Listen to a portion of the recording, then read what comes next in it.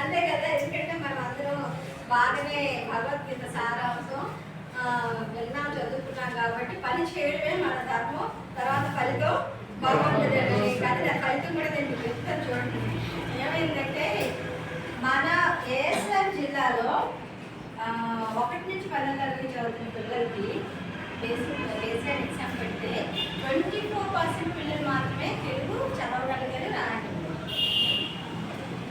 అలాగే 16 మంది ఇంగ్లీష్, 12 మంది మాత్రమే ఫండమెంటల్ ఆపరేషన్స్ ఇన్ మ్యాథమెటిక్స్ చేయగలిగారు. అది ASR graph, ASR educational graph, learning graph అట్లా ఉంది.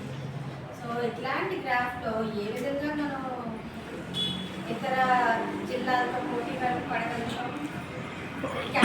వరల్డ్లో మన పిల్లాడు అసలు ఎక్కడి నుంచి నిలబడగలుగుతుందా? ఇలాంటి పరిస్థితి ఇంత లోగా వస్తుంది, అలాంటి దుస్థితి వస్తుంది.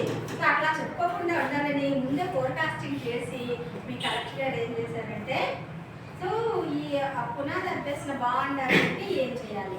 ఒక పిల్లాడికి మనం అందరికీ తెలుసు పునాది బాగుంటే బిల్డింగ్ బాగుంటుందని. సో పునాది అభ్యసన చెప్పుకుంటున్నాం కదా, ఎఫ్ఎల్ఎన్ గ్యారంటీ ఎఫ్ఎల్ఎన్ అది ఎట్లనే సాగుతుంది.